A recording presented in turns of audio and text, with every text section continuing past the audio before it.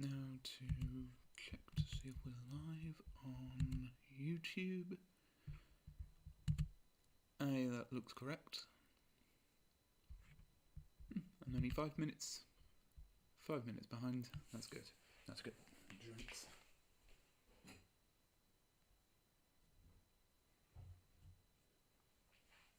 There we go. Cup of tea in a vein mug.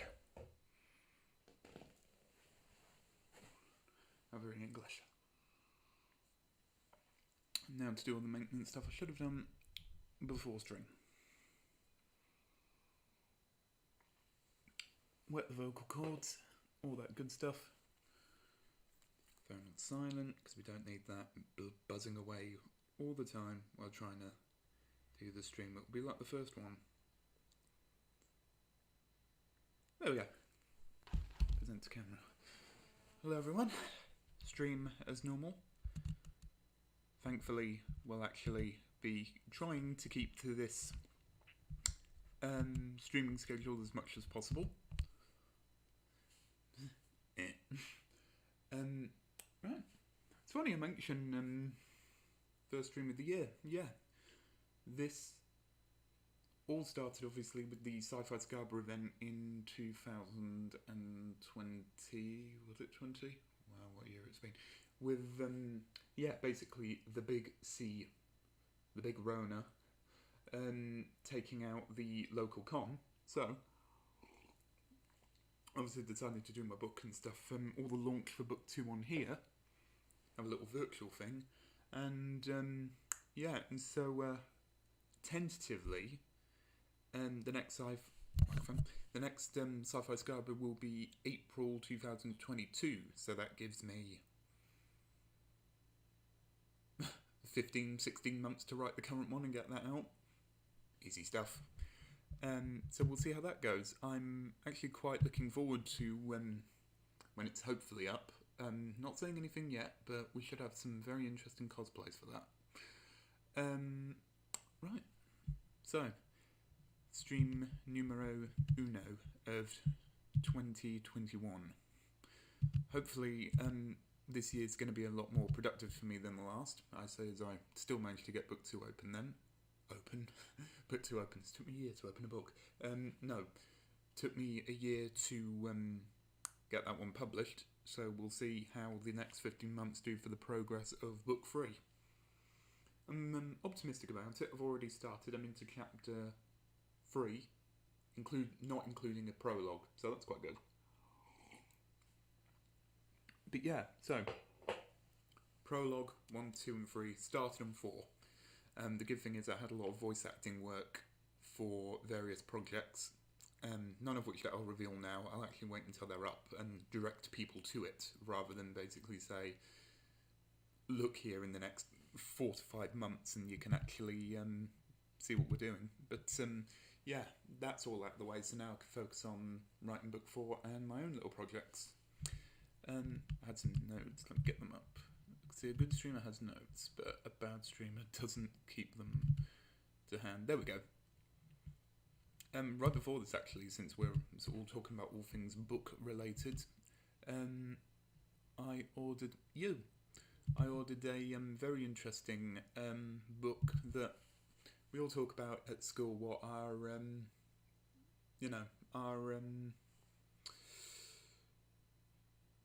I've lost my train of thought. Yeah. What are sort of go-to books that we've always disliked? The amount of times people always go to... Hi, Sunny.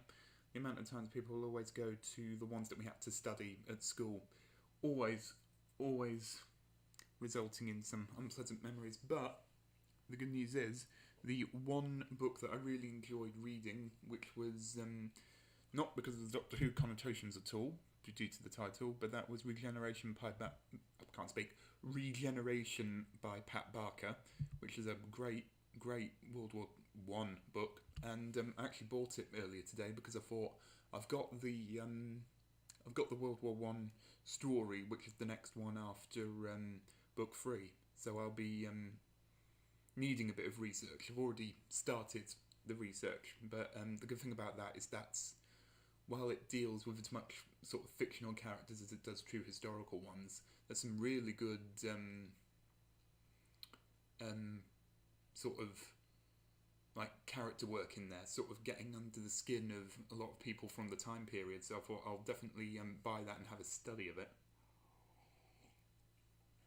There's another one which I started reading, which I really liked back in the day, but I'll need to track that one down. But this is the first time I think I've ever actually bought anything for book research, because everything else that I've written hasn't needed, copious amounts of research. But I'm looking forward to it. Research is your friend as an author, and if done well, you can actually make it quite fun.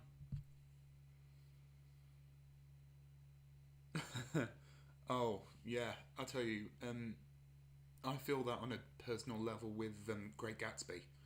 Ugh. Doesn't help the Baz Luhrmann movie was what it was, as you'd expect for any Baz Luhrmann film. To be honest, he really shouldn't be adapting. Hi Beth. He really shouldn't be adapting books anytime soon. Musicals are a different matter, but um, so every time I sort of open up questions, whether it be people at the shop or whatnot, they sort of talk about inspiration. And I've been meaning to actually look up where my first inspirations came from with this, because sort of looking back on it, I thought, the ghost story idea of being... yes, Sonny, it is very bad. The idea of ghost stories had always been in my head, but I wasn't quite sure where. And thankfully I managed to do a bit of looking up on YouTube, and obviously mentioned the gaming video, but I actually managed to find the first thing that actually inspired the ghost angle, and the very rough first original sort of story treatments for this kind of ended up being a bit too similar to this, so naturally I changed it up a bit. But the original idea, and I suggest people go and check this out if it's something that might interest them, it's Belated Media is the YouTube channel, and their cartoon short for a cartoon pilot, because obviously cartoon, how many times can you say cartoon in one sentence? It's called Obituary: A Grave Beginning, and it took me ages to actually try and find which one that was. I think it was only because Belated Media had put themselves on my radar with their Star Wars content, and I checked that one out. I need to actually rewatch it, see if it creates any more muse inside of me, but that was the first thing to actually, I guess, put the idea in my head. And then, because the original idea that I had was it was going to be someone doing about their daily lives but interacting with ghosts of real historical people. And I remembered, A, that's very much like this short, and B, cartoon, and B, like, I don't think that I'm the kind of writer that would like push to have real historical people in their work, especially since I tried to do a Doctor Who script once where I'd researched this idea so much. It was going to be involving Victor Hugo, because a lot of the stuff that he wrote, Les Mis and all that stuff, actually based on real life events, real life people, to sort of, fictionalised quite heavily. And I thought, there's a plot to be had here, because like Valjean's based on a real person, Fontaine's based on a real person, obviously all the French revolutions, that all happened. And I started writing it, and I thought, okay, this is interesting. I'm getting into the like real nitty gritty of the history. And then I got to about page 6 and bored myself to tears writing it. So God forbid anyone actually reading it would probably find it the most boring thing in the world, because I think what happened was, because of how much history was in there and how much research was in there, it felt less like I was writing a story and more sort of doing a tick list of like, this piece of historical information, this historical fact, this historical detail, and it stopped becoming fun very quickly. So again, I'm really happy that I dodged a bullet and avoided that. And kind of almost in complete contrast, the thing that I wrote instead was like a tribute to Hammer Horror with vampires, so completely different. So that's why I kind of avoided historical characters. So like, mentioning the First World War, the book progression is that you've got the 3 Trem books that I'm writing at the moment, and then you've got a 4th one, which will be a sort of sidestep and world building thing. What that is set in Edinburgh in World War One. I can't remember if I've mentioned it here or not, but that would be a separate story. So I'm making sure that it is one that you can pick up without having to read the other three, because the characters all in there would be sort of characters that can be detached from the rest of the grander plot, if you will. And the idea sort of came by having it set in World War One Edinburgh, because we've been to Edinburgh quite a few times and we really like it up there. So I thought there's something to be had about exploring a time period, because I think a lot of war fiction sort of centered around the Second World War. So I thought, okay, well, we'll do the first, because completely different way of, well, not a completely different way, it was a completely different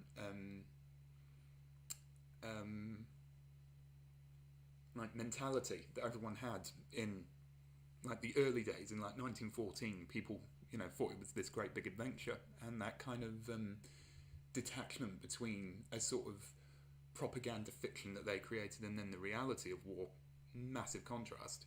And I guess it did kind of start with the college English literature course. So even though the funny story is I actually took both English language and literature, thought I was dropping literature to do language because that was the creative writing front and that was what interested me. But what actually happened was that I quit English language and continued with English lit, because they advised you not to do them both at the same time. You could. I know someone who did for a year, but it did make it very hard to juggle with the other two that I was qualifications that I was doing, which were drama and media. So you could see where my headspace was at the time. But I guess that the World War, because it was World War One, was a like at the beginning of each year you have different like themes that you spend the year on.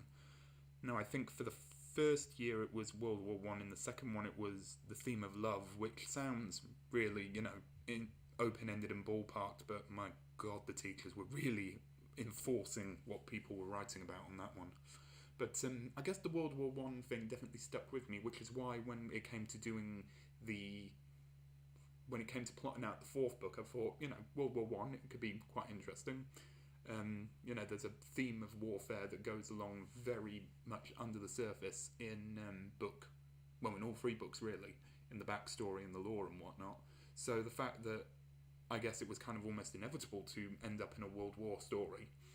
And I guess, yeah, Edinburgh, been there a couple of times, really liked it. And because my issue is I can't switch off with my brain when it comes to doing interesting. I do need to get to these questions. I think because I can't switch off, any place I go ends up inspiring something. So it's quite a good way, really, of doing. It's quite a good way of doing book plotting. Really, you end up in a certain location and think, oh, okay, I could base a book on this place. And the good thing as well is that there is copious amounts of research you can do, both online and in person, because we went to Edinburgh Castle last time we were there at the beginning of 2020 before lockdown, and got a great deal of research from them, so that's invaluable. So, again, so you don't avoid the issue I had when I was doing the failed script, was you do all the research, but you make sure that the characters are there. Because I think if you don't have the characters there, then you're just basically reading a history book. So the good news is that I've avoided using real historical people. I've spent quite a bit of time sort of discussing with people in the know about whether it would be, you know, ethical or whatnot, and they think so. So I'll definitely treat it with respect, but that's the big book 4 one. And the benefit of book 4 as well is it's going to be a lot shorter than the others, so a lot more to sort of analyse and unpack and sort of get stuck into, but with a much shorter runtime. So you can focus on the characters and the plot rather than get lost in a sea of facts, basically. It's hard to use real people in fictional stories. Are you sure you get their mannerisms right, their history? Are you doing the best thing you can? Yeah, because it's not like anyone living in that anything living from, like, you know, the 1900s backwards. It's not like you can get your proper radio interviews, you're only really left with any kind of autobiographical information from them. And that's the tea done. That's the tea, as we say on the internet. So you're kind of having to work out how to characterize someone through their own words and through the words of others, but not like, it's not like you can go and actually speak to them. So it's very, and then of course you've got the whole thing of like, are you going to honour their legacy? Do you want to sort of tackle this person with respect? Are they worthy of being treated with respect? If it's a problematic person, how do you deal with that? It's a complete like rabbit hole to descend down, and one that I feel like I might have been able to do, but anything that I did do would probably be quite surface level. So I'm glad that I avoided that, and sort of creating the story that I ended up with just seemed to be a lot more personal, and I'll get to that later. You say you struggled with writing last year. Is it a case of writer's block? How does one get over it? Well, for me, I don't sort of feel the writer's block in the conventional sense, because I'm what I just describe as a mythic plotter. So I'm one that, like, when he goes in to start something, doesn't just fly by the seat of the underwear, if you will. Actually, like, plots everything in advance. Each chapter does this. Want to go through, but that does change. Like, I've seen a few times where, like, I get more enamoured with a character, I give them more time, I sort of come up with a last minute sort of,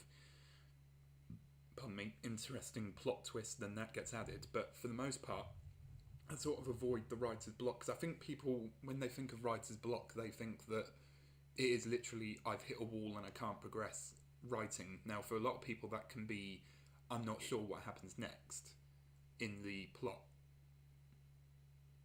And for me, it's never that. For me, it's just purely a case of motivation. And I've seen this a lot. I've seen a lot of people say that when it comes to writing, they will do like 500, 1,000, 10,000 words a day, and until it gets done. And I thought, I could never, do that. I could never dedicate myself to that, because I feel if I set myself those kind of limits daily, then not only is burnout going to hit me very quickly, but also that the end result, I think, would feel rushed as well. That's the issue. I think with at the sort of pace that I go, it's gradual, but I feel like if it's not a day of writing, then it's not gonna come out well. I've tried a few times where I've really tried to like force myself into write something, and the end result's usually changed in the next week or so, because I haven't been particularly fond of it.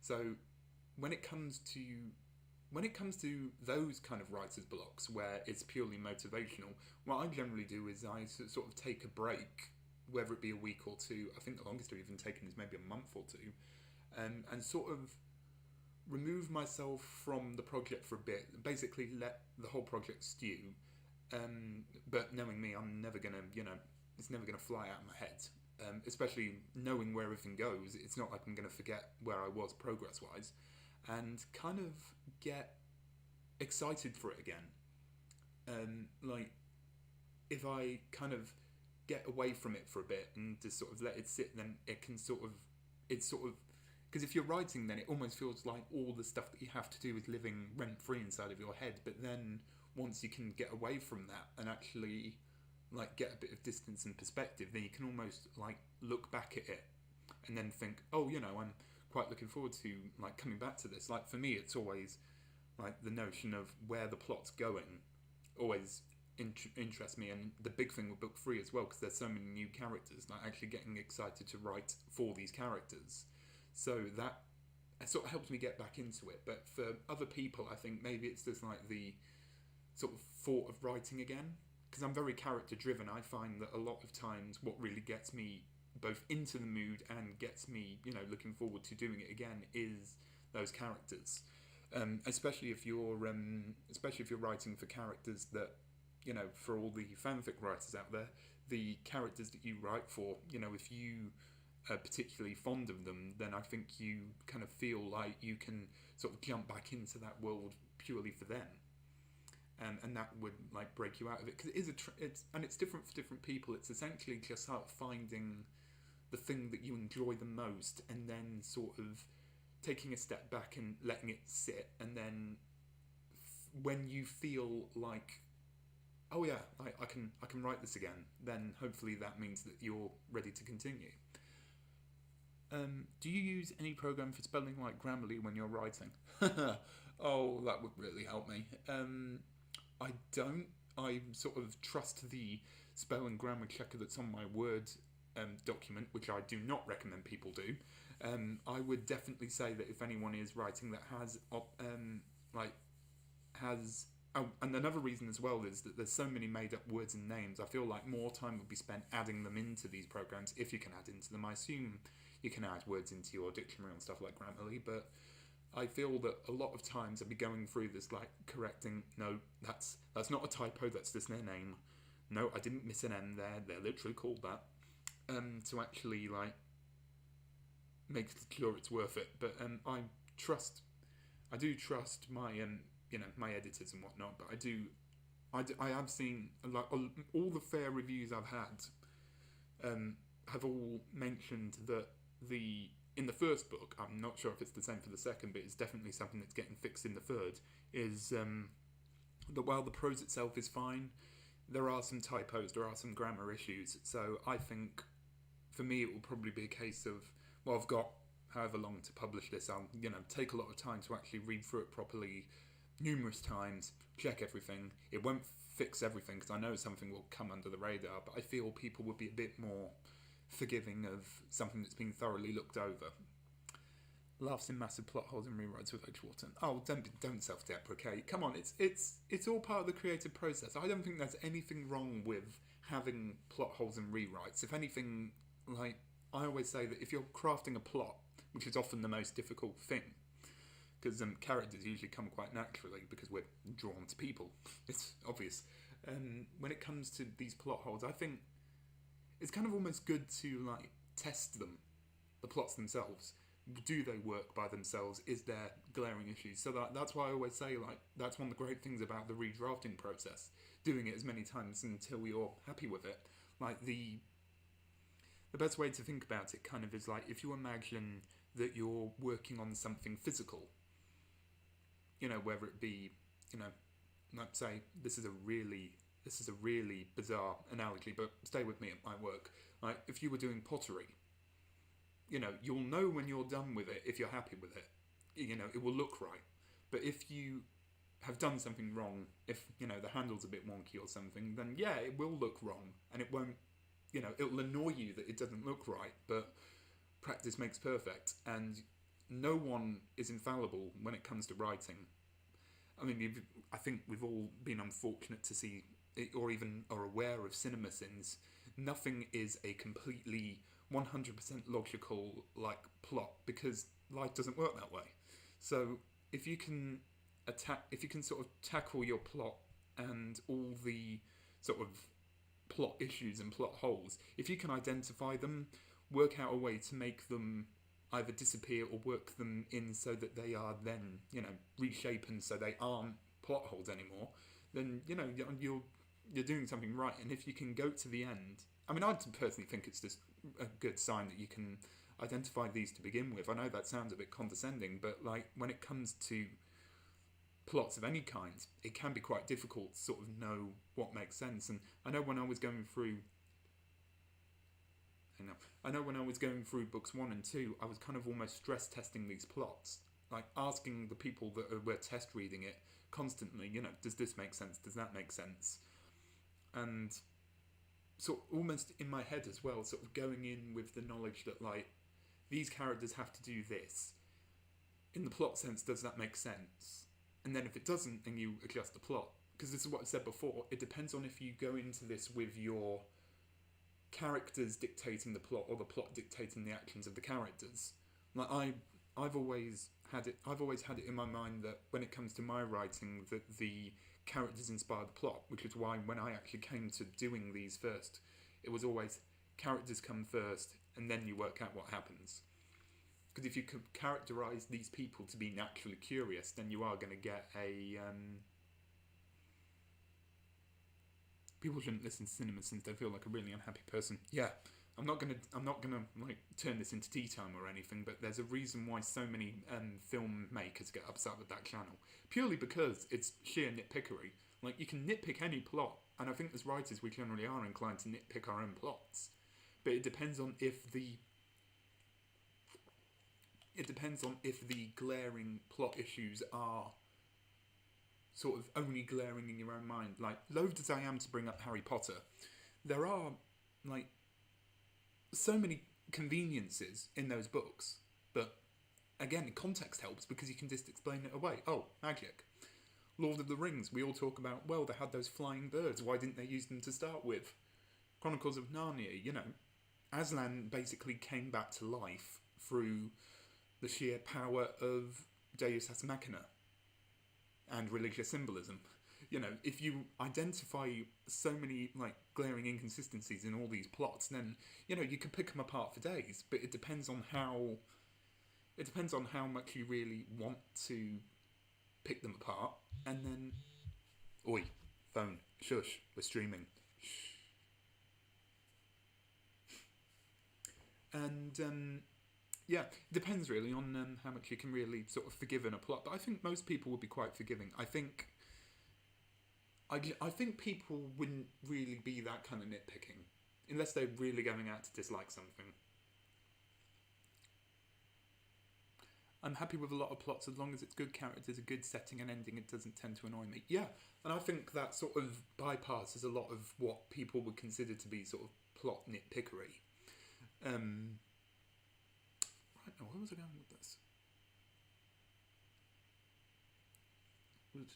I've completely lost track of where I was. Yeah, so that's sort of how I think we all sort of generally tackle plot. But yeah, going back to how you sort of stay motivated, it is difficult, and I think that there is a lot to be said about the reason why people sort of generally don't finish books is because they kind of hit that wall, and definitely getting excited about it helps again. But I think as well, what you should never do is force yourself. I don't think you should ever like really force yourself to write something, because then it kind of stops. It doesn't feel like it's. This is going to sound the most pretentious thing I've ever said in my life, but bear with me. It doesn't feel like sort of sincere, like content creation. I think if you're writing, then you know you should always have a clear goal in mind. But I think you should write what you want to write. And that should always be like your first, especially if you're a new author with like new ideas. You shouldn't feel the need that you need to write this, otherwise, like, you know, you're going to lose credibility or something. Like, if you run a writer's blog, yes, then you know you are given stuff to write about. You know, you're given the cues and you're given all this stuff. Great, but like because you as a writer, you work at your own pace. You shouldn't feel you need to force this stuff out, because like I feel that the more you kind of force it, the less it kind of feels natural. And I think we've all got our own, and I think what's important is that we all have our own author voices when we write. No matter how different the world is to ours, we will always have a set like go-to voice that we write in. And I feel like if you treat that voice with the same kind of respect that you treat yourself, then you'll end up with some pretty good writing, I think, because you've allowed yourself to have these ideas, let them develop at a pace that feels natural, and then done. And if you find yourself, you know, procrastinating, then, you know, I think you should like go back to that idea I had about the excitement. You know, do what you need to do. You know, let your procrastination happen, and then like while you're doing it, just think of all the things that, you know, you like to write.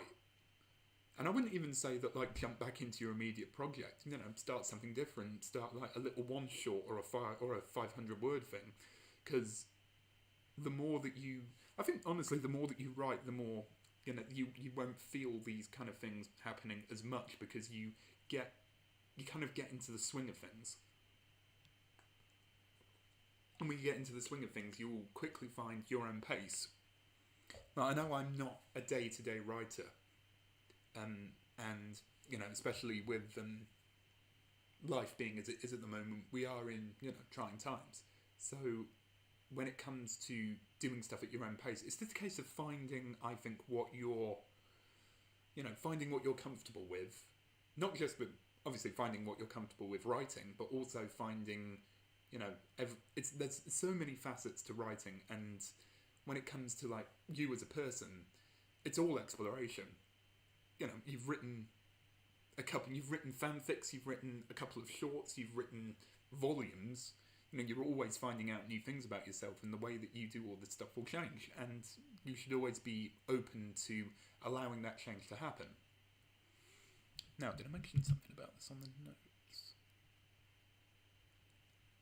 Yeah, so, funny that, I was just checking the notes. I think I'll probably save all these for February, actually, because there's quite a lot of talking to be had, especially since February is Valentine's Day month, and I might have something planned for that, something a bit more special.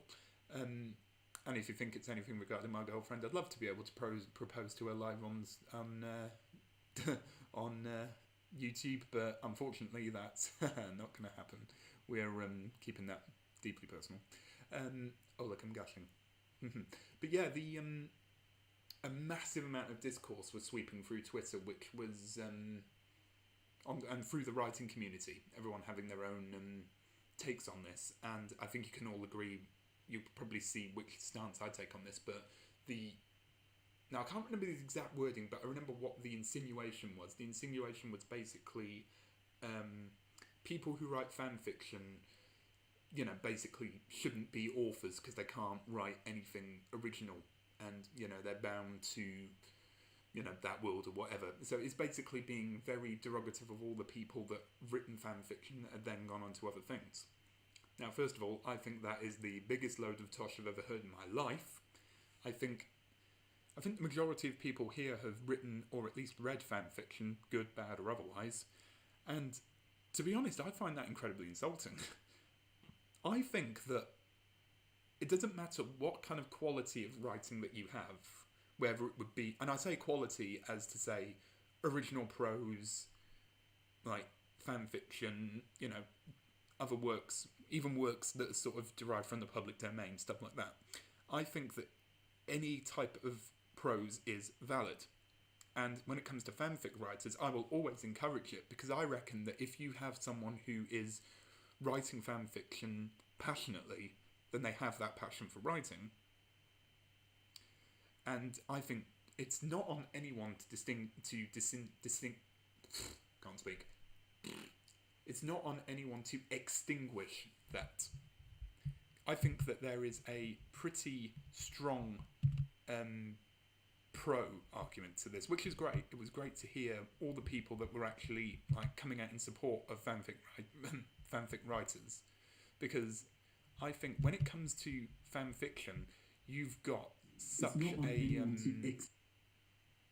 about that. You've got such a responsibility as fan fiction sort of readers. If you're going to give feedback, then you really hope that obviously that feedback is going to be taken well, but you never want to be the one to completely distinguish a person's dream, because if they've written utter rubbish, then it is what it is. And if you were to review that, then you would obviously be as open about how to improve. They might not take that improvement, but you would hope that it would be taken on board, even if it's perhaps not the best thing in the world. But when it comes to fan fiction, it is such a great thing, I think, because so many people will get used to all those things that we've discussed, working at their own pace, working with characters, working with plots, especially plots. And if, to be honest, I actually think that writing fan fiction sometimes has more challenges than if you were writing normal prose, because you're sort of almost taking on a universe. Doesn't matter if it's an AU or whatnot, you're basically sort of taking the universe of something that's already pre-existing and making your own stamp on it, which is already creative. I think anyone who creates original characters and of course I'm biased in this, but I think anyone that creates original characters are brilliant because they've seen a world and are inspired by it, and then they think, right, how can something work in this world? Because all we do as writers is just make up the world, and then we do everything else that fanfic writers do, and then just, sort of put our own stamp on it. We just sort of deal with original concepts. But when it comes to fanfiction writers, every time I see like a great piece of fan fiction, and sort of with great feedback that might not be stellar, but is constructive, and that actually gets taken on, then I think, great, you've got what it takes to be a really good author. Now I need to remember. Yep, I don't remember who wrote it, which is probably quite missing the entire point. But there is a book out there. I can't remember if it's a short book or if it's like a series of shorts. I can't remember what the format of it is, but it's called The Eye of Argon. Ergon. The Eye of Ergon. I think so. I think it's written with an E, and that was I think a teenager's first book. By no means a fantastic read, apparently. It's quite bad. But what happened was that this writer had written this book or series or however it was laid out, and, earnestly, and had a passion for the writing. Then I think it sort of laid low for a bit, then got picked up by people to be like the ultimate terrible fan fiction, and sort of kind of deflated the whole joy of writing for the person because of the sheer amount of mockery. And that is how I think these kind of things are done wrong. Like, it's all very well to have a laugh about these kind of things, and I'm by no means calling people out who have ever attended, bad fan fiction gatherings or whatnot. They can be quite funny. But you sort of always have to keep in mind whether the person whether the author of this is, are they a person who is... Because at the end of the day, writing a bad fan fiction by itself is not a crime. Whether that contains problematic elements within it or whatnot, that's on a case-by-case basis. If they write something that's pretty heinous and racist or something, then, that is badly reflectant on the author. And the feedback should be stop writing and get help. But with the case of stuff like Eye of Argon, people should be careful about how they treat the work of new writers. I know a lot of the line of Doctor Who Virgin New Adventures were written by newcomers, people who hadn't written before, and for the most part, it was an interesting experiment because there were a lot of good that came out of it, and the ones that were bad, I think what people generally consider to be the worst of the range would be The Pit by Neil Penswick, which is generally regarded as one of the worst books of the range. And then there's some other ones that aren't particularly great. I think a thing called Strange England was just really bizarre and not fantastic to read. But with him, I think there was a sense that he wrote this story and then didn't have any intention to become a writer again. Fair enough. But I think a few of them did have, bigger aspirations. And I think it's one of the reasons why I always support that people's reviews of stuff should be thorough.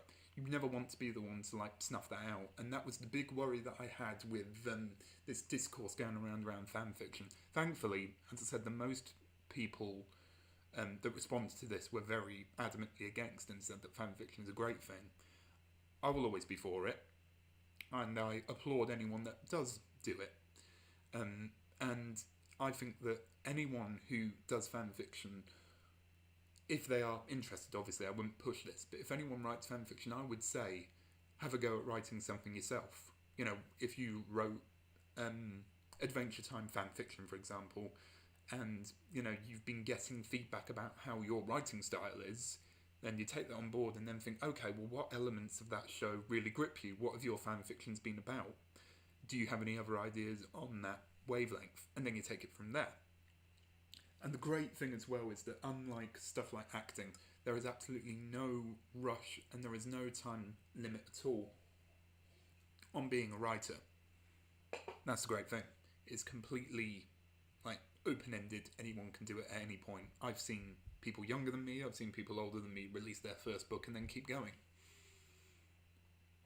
And it's always nice to see where people started, I think, as well, those humble beginnings, which is why you've got to hope that people that are in those situations are like properly, I'm not going to say nurtured because that makes me sound like a writing wet nurse, but like that talent that they may or may not have is respected.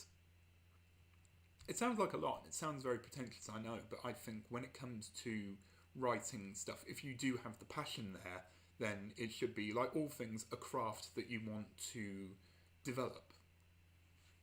And if you start off and you have, good feedback and start and like continue from there, that's great. You've got a really strong start. Keep at it. And if the stuff that you get isn't quite well received, then you just sort of pray that the feedback that you get is quite revealing. It's not just like, it sucks, 1 star, send. If it is actually like, okay, well, your dialogue needs some work, your pacing needs some work, your description needs work, etc. That kind of stuff. Useful.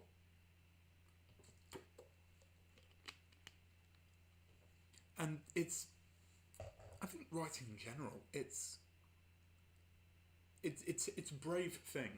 I think it's brave for people to really push themselves and get something out there. Whatever it may be, fan fiction, full work, volumes, doesn't matter. You put a lot of faith in yourself, I think, to get something out there, and you hope that it's good, really. Why did I suddenly show loads of comments that didn't show up? Okay, sorry, has OBS completely gone? Oh, sorry, I've set it to top chat but not live chat. Let me just address some of these questions.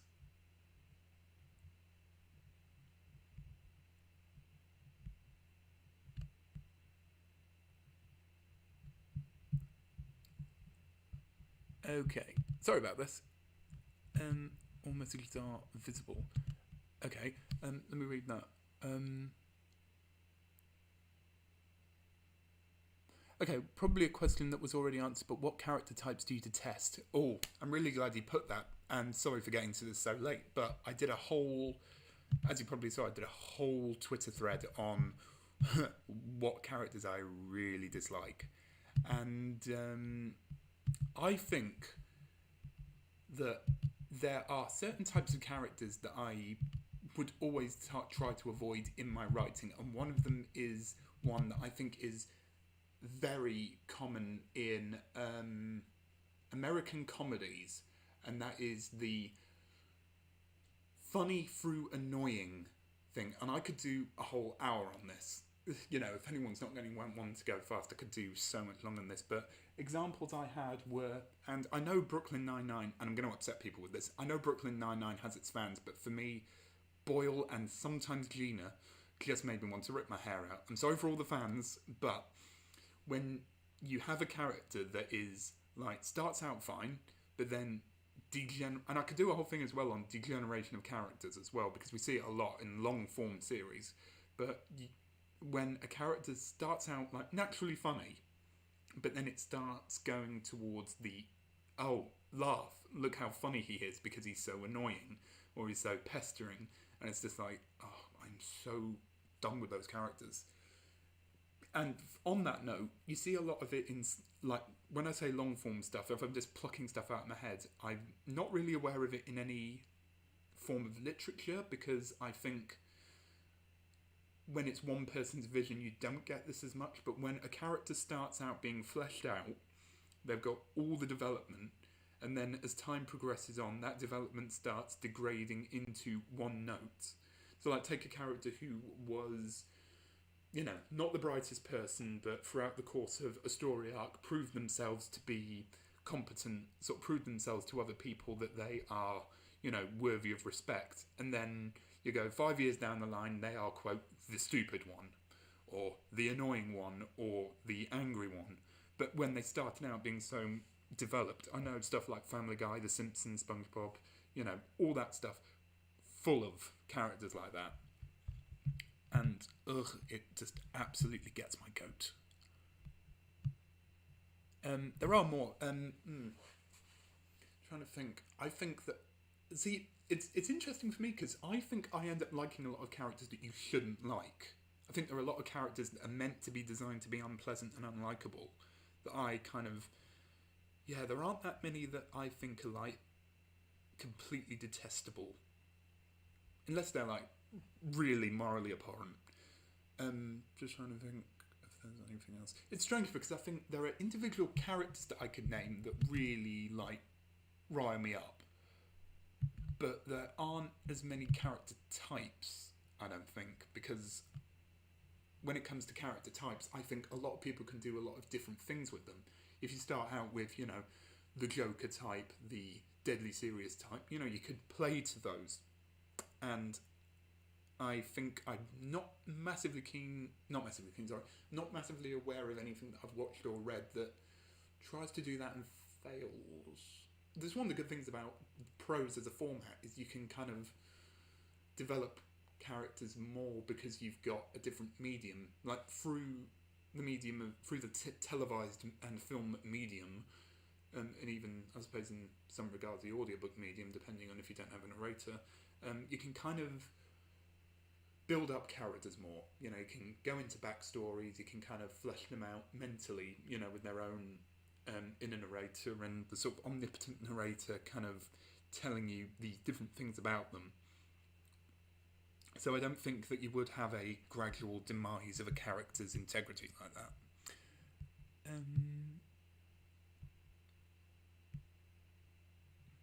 Now I've seen that you don't like the gushing ace.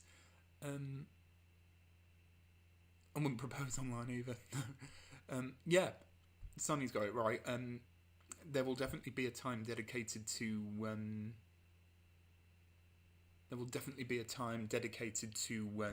sort of delving into the romance, because my stuff is LGBT romance, so I will delve into that onto the month of love, etc.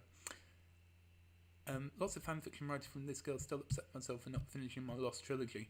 I mean, if you ever need to take a break from Edgewater, then I'd say at the very least you can probably start plotting again, just to sort of get that off the ground, and especially if you start any further work, seeing all these like different plots and whatnot from what you've got in your head, sort of approaching fanfiction again might be a good idea to just give you a refresher.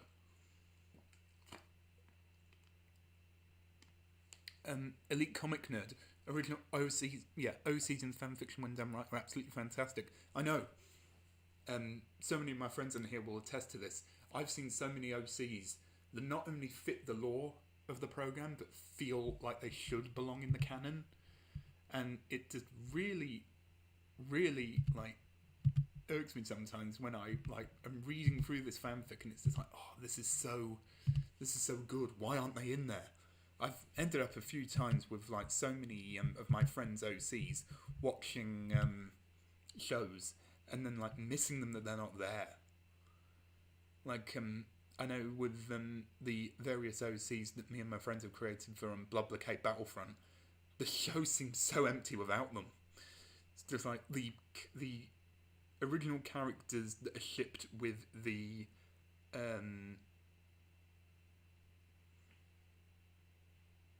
original characters that are shipped with the characters from the show, especially if in the show that there's no if there's nothing within the text to say that they can't have significant others, if it's not confirmed that they are aromantic or anything, then first of all, I love that, and second, it's really nice to see people kind of taking those characters and then sort of creating stuff around them, and then like just basically having fun with it. I think if you're able to write, whether it would be fan fiction, whether it be original characters, whether it would be original prose, if you're still able to write and have fun, then you are doing something right. There'll probably still people waiting for it, so it's never too late to go back. Exactly. Yeah. Like I would say that it's never too late to return to anything writing. And it's probably quite nice to have people that have followed it, sort of come back and like almost back with a vengeance. You know, you've come back, you've already written your own original piece, you've got all that extra experience, and then, you know, boom, I'm in with something big and better than I had before because I've had that experience writing this book, and now I'm coming back and I'm actually writing this original piece of. Sorry, no, not original, this piece of fan fiction. And if anyone asks, you know, like, would you want fanfic of your world? God, yeah. You know, so long as you're not putting. I think my policy is that. Not that I'm expecting it to be, obviously, even if it might have already happened once. If you want to, like, create stuff within the worlds that I create, then by all means go for it.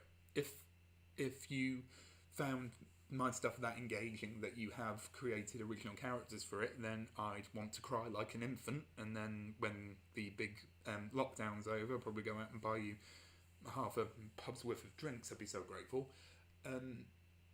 I think my only real caveat is, like, and I think this is a given, but I would always reiterate it, like, as long as you don't put any sort of, not words into the characters' mouths as much as sort of don't try and project anything problematic onto the world or characters that kind of isn't already there. Now, that might take a bit of explaining, but, like, in an extreme sense, if you don't like this character, then don't claim that they are, like, if you're writing a fanfic, then don't, like, make them a paedophile, for example. It's very extreme, I know, but, like, if you were to claim that the villain in book 1 was a nonce, then I might, not sure about that. I sort of feel that that might be making a world that I've sort of stated to be very sort of safe for work and sort of not sexual minded at all, and then, you know, maybe take away from that. But if you were to sort of keep the characters and stuff sort of with, and this is one of the trick with fan fictions as well. I've seen, unless it's AU, which is a different matter, and then we'll go into the sort of all gritty reboot stuff, but I won't go into that. If you were to sort of take these characters and write them within a world that's sort of trying to be as consistent as to the original one, and that is a thing with fan fiction. Because, like, if you were writing Full Metal Alchemist, for example, you know what the feel of that world is in a fan fiction. You know, it's all quite sort of European, turn of the century aesthetic with glaring issues, and then, you know, you've got the humour, but then you've also got the serious stuff. Same with, say, Same with, say, My Hero Academia. There is very dark elements in there, but, you know, it's also taking place within this world of shades of grey. Like, if the thing that I think a lot of fan fiction writers do very well is able to, and it's the challenge, is to recreate the mood and feel of the original series. Especially if you're dealing with stuff that has a very clear and defined mood and setting. Like, you know, take Naruto, for example. You know, it's very iconic settings, but also very iconic feel within that setting. So if you're able to take that and replicate it, then that's great. And if you can't, then, you know, you either create your own worlds within these settings, or, you know, AUs. And I'm not, this is making me sound like AUs are lazy. They're not. I love them. Pardon me. Pardon. Supergirl Bulletproof. Yeah, come on, you know you want to. Oh, but another question to ask, but best character types. Oh, yes, that is difficult because there are so many. Oh, think. I do like a good redeemed villain. Someone who is able to be sort of brought through and saved, you know, from themselves. I do, since this is going quite romantic, I do have a massive soft spot for the person who's, like, really intimidating, built massively, massive muscles and whatnot, but is an absolute softy sweetheart. And then, like, the meek, small, unassuming one is fierce. Ace, I'm pretty sure you'll know what that's in reference to. Any other good characters? I do find myself attached to the comic reliefs quite a bit if done right, and humour is subjective, so that is a very open-ended question. Open-ended answer rather, but I would say, yeah, I would say that within what I consider to be my type of comedy, then I think that the comic relief type would work quite well. But mind you, I'm not massively like against comic relief that doesn't quite work either. There aren't that many comic relief types that um, really irk me. Like, I know people always mention Jar Jar Binks. Be realistic, he's fine. He's unassuming. Zuko is a great example of redemption done right. Yeah, I could do. I think I've done. Well, I've done the whole thing about villains and redeemable villains and unredeemable villains.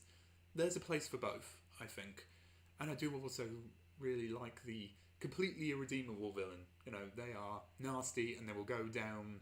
They will die on this hill and they will go down with the ship.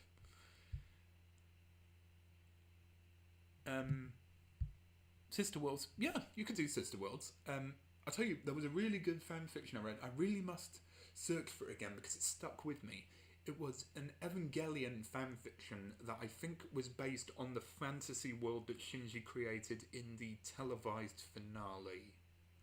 Those that don't know what Evangelion is are completely lost by now, but that sort of world where everything was fine and not messed up, that had a really good fan fiction for that, where it's like Shinji wakes up, he's still in his plug suit, there's some comedy there, and then he walks out and his dad's like newspaper up, toast in hand, and his mum's, you know, making breakfast, and like it's a pause to think, you know, how strange this is. And actually, I'll tell you what, like, one good thing if you want to go completely against Peace for fan fictions on regards to those AUs, I do have a lot of respect for people who write AUs where clearly they know the world. You know, they know the lore and stuff. And then they're like, okay, well, what happens if we just take this and then completely turn it on its head, do something different? Because I feel that how you then write characters that have completely changed while still keeping them recognisable, that's a definite sign of, you know, great authorship from you as the fanfic writer. Let's see. Anyone else got anything to add? Because those are loaded questions. I appreciate them though. I always do like them, even if my voice is slowly going a bit, which is good because I think we've only got a few more minutes. I'm just going to keep thinking about that. Actually, character archetypes done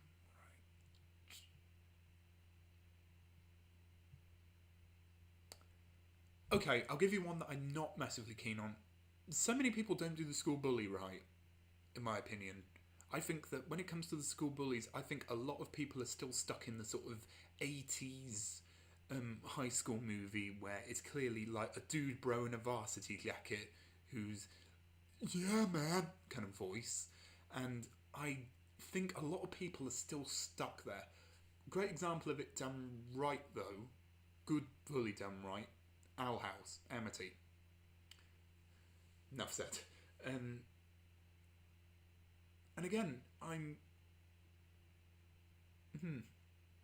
again, loath as I am to bring up Harry Potter, I would argue that Draco Malfoy is a kind of, he's an odd case really, because he's like of two worlds. On the one hand, he is like the typical school bully, but on the other hand, he is also like a bit redeemable and a bit sort of. So it's interesting really to see how that character kind of fluctuates. If anyone was to ask me like how would you do a good school bully, again, loath as I am to direct them to Harry Potter, kind of see how they did Draco, and if you were going to use televised ones, see how well they do Amity, because between the two of them, I think that you've got a good idea on like how to do a school bully done right, which is someone who dislikes the main character, yeah, and again has to have a good reason for doing so, but also like what's their character arc?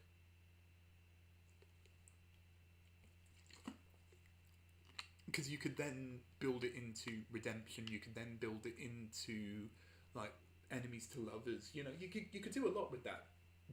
But I feel a lot of people don't, and that's the problem. I feel a lot of people just stick with it being like the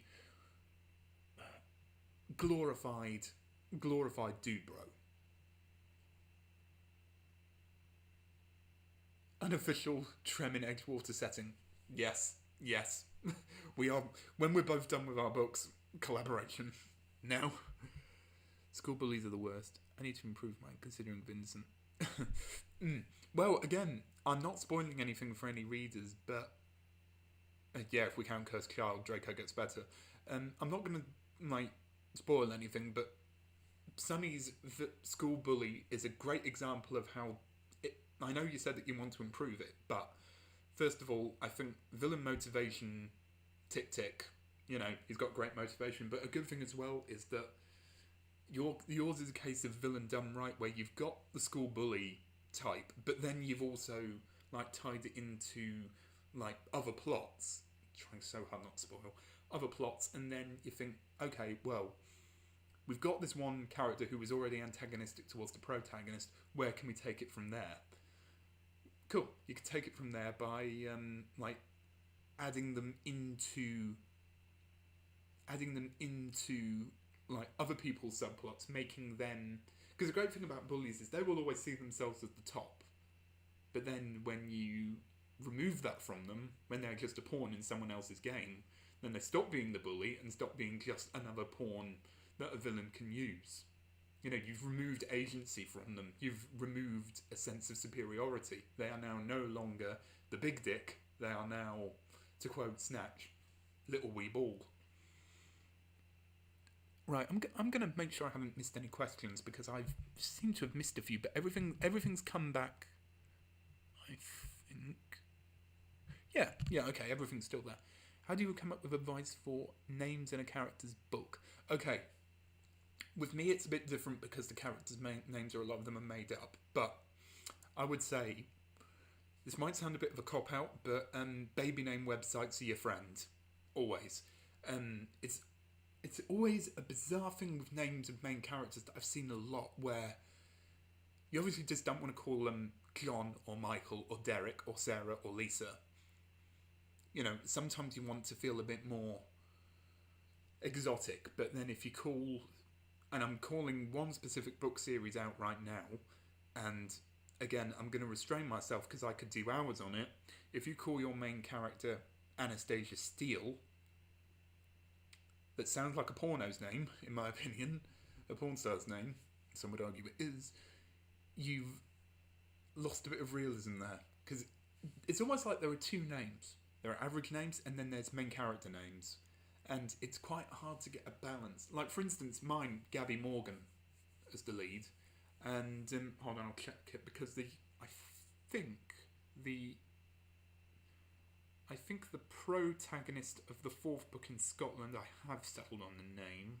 I'll just check the notes, because every true professional has their book notes on their phone, and it's always fast when you want it to be. No, it isn't.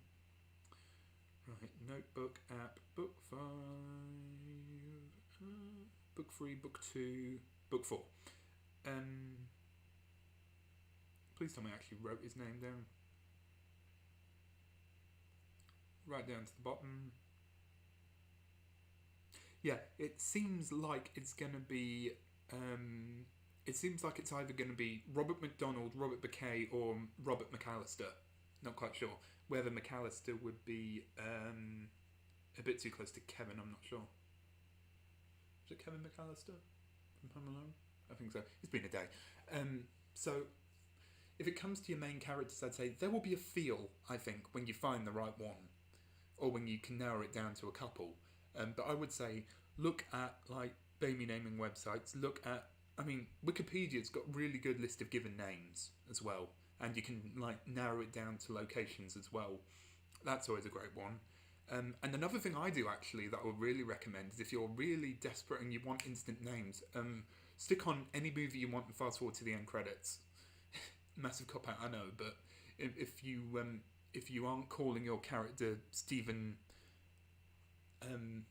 Stephen Verbinski because you've watched E.T. and then Pirates of the Caribbean, then I don't think people are going to particularly notice. I've done that a few times for not book stuff, but like individual like project and fandom work, where it's just like, okay, I need a name for this person for this Doctor Who one. Right, put on a Doctor Who. Fast forward to the credits. Who's the best boy or visual effects rigger? Scroll down. And like, I'll take the nickname. I'll take the last name of that. Scroll up, first name of like the assistant art director or something. Perfect. Minor Asian inspired or water related. Yeah. Another good thing about the baby websites is you can determine what like both Wikipedia and then we'll have dedicated places where you can narrow down the ethnicities, narrow down the like countries of origin. I came up with a character that's name was McAllister. That's so weird. Okay, it's either going to be McKay or McDonald now. Alternatively, I might have to check out Still Game because it's got so many Scottish names on there. Yeah, Sunny's got a great example. Kasumi, Quinn, Andy, Tabra. Now, I've never asked, is it Tabra? Tabri? I'm so white. Vincent, Acris, and Owner. Yeah, and those are memorable names as well. Like, they have stuck with me because, all the fiction I generally come into, even the anime that I'll watch, those are, unique names. You're welcome. It's, that's a cool name. Right, Robert McAllister it is. Because his dad died, spoiler, but it's World War One. You could probably see it coming, and it's about ghosts. But like his dad, Tabra, yeah. Like his dad dies at the beginning, so I need to get the name down quick, so I can obviously give it to the dad and then give it to everyone else. I did ask actually if I was allowed, but if it was disrespectful of me to basically put a fictional person within a war setting, and the person I spoke to, who was one of the experts at Edinburgh Castle, said no, because there were so many of them, then you almost couldn't prove that there wasn't one that did exist in real life, basically. Because if there was a like Robert McAllister Senior, then there might have been one. There might not have been, but who's to say? So many people died in the First World War, then, it's not like if there is one that existed, you wouldn't then obviously need to... It's a work of fiction, basically. I think that was definitely a case of me worrying too much. Again, you don't want to insult people, but you could worry yourself constantly by like, is this going to be, insulting or whatnot? Yeah, you got it right the first time. Yes!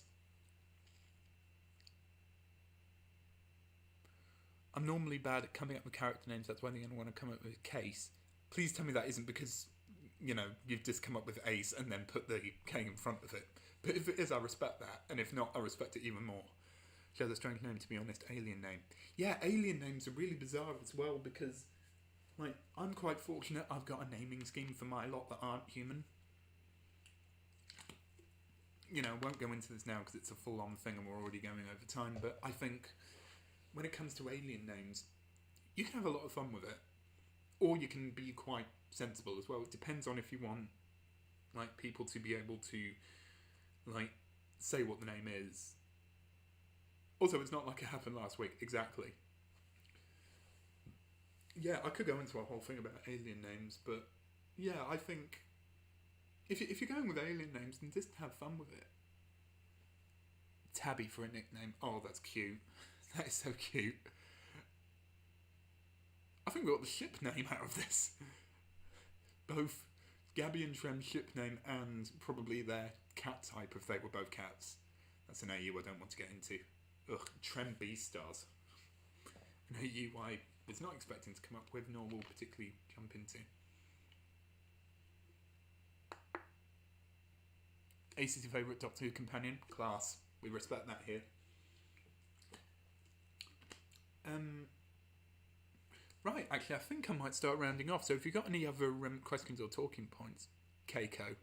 I love Keiko as a name, actually. Keiko O'Brien from Deep Space Nine, especially. Got a lot of respect for her.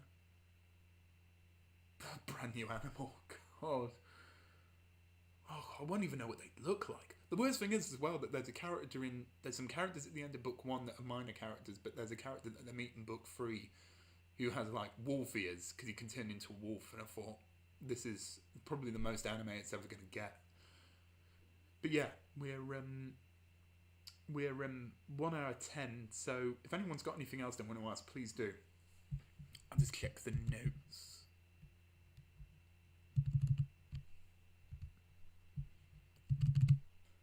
But yeah, hopefully by next time I'll be able to identify what the missing World War. Thank God you didn't reveal my joke question. Joke's on you. You just reminded me. And I was going to keep you anonymous actually, but you just outed yourself. You've played yourself, my friend / lover. Okay. So, I put out a question. I put out a statement asking for questions. Now, I've got some very interesting ones. I've got 1, 2, 3, 4. Yeah, 4 different ones. Oh yeah, and the thing with fanfiction is basically, what do you think of fanfiction? Do you have a favourite? I mentioned it, and it was the Evangelion one, because I haven't read fanfiction in ages, and I do need to track that down, just because it was so well written. So, for all the questions I got asked, the question from my girlfriend was, in this writing stream, what does puss puss taste like? And if you're wondering what puss puss is, it's pussy. No, I don't. But thank you for letting me shame you in front of people on the internet. You're so welcome.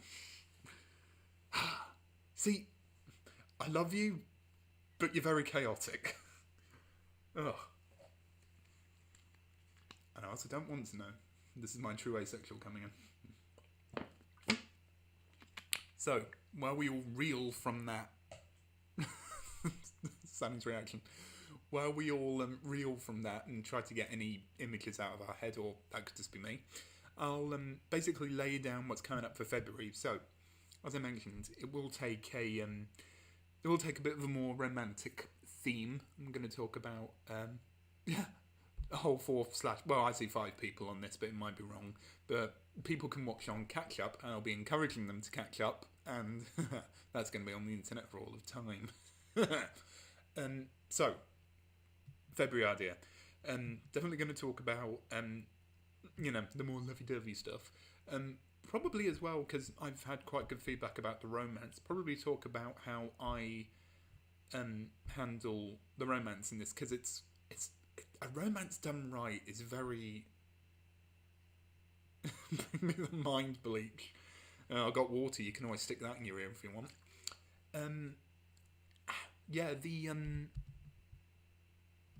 So, yeah, seeing how the romance conversation goes, because I think people will know if they're watching one that feels a bit forced, and I think I've got from the feedback I told, I think I'm in a good enough position where I can at least tell you how I did it.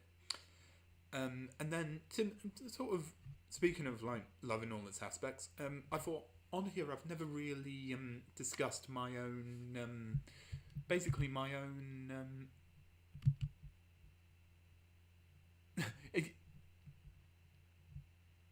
I've seen one message redacted and a massive keyboard smash from my girlfriend. Shipping is a good conversation topic, yeah, and I'd definitely be for shipping as well.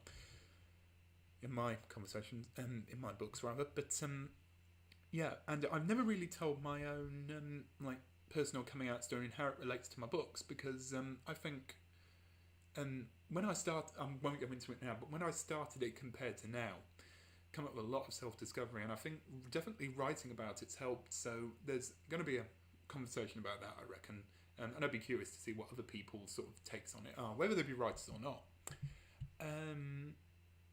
Now I can delete the dreaded question from the list.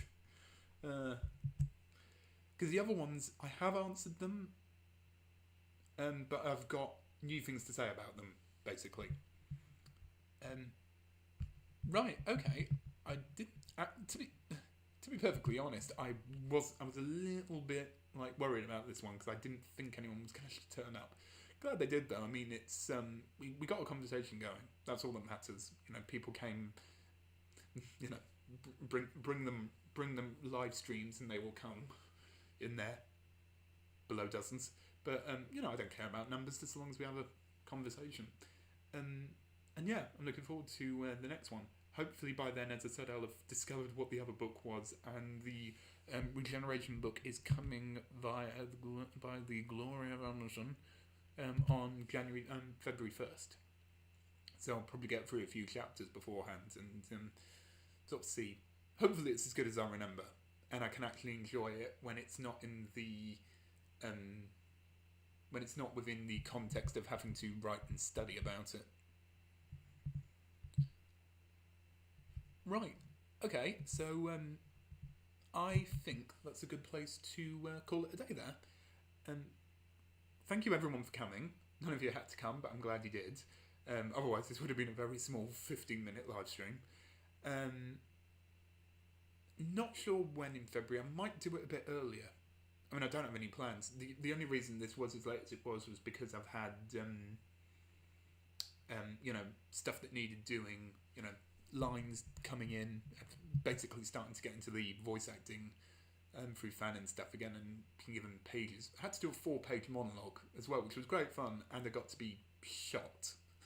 I've been shot and blown up. I've been through the hell of it on the voice acting front, but it is very, very fun. And yeah, maybe 3rd week in February. I don't know. We'll see. Got plenty of time to plan it. Yeah, thank you. And I'm glad that some people who wanted to come were finally able to make it. And yeah, glad that I could entertain, hopefully, entertain people for over an hour and got to embarrass my honey boo. Everything's fine. Everything's fine. Pandemic? No, everything's fine. And before I forget, in between videos, expect to see a preview of something musical that I'm working on regarding the books. So, until then, thank you everyone for coming. Always a pleasure to see everyone. And yeah, I'll see you next time. February something. Okay, thank you all. And yeah,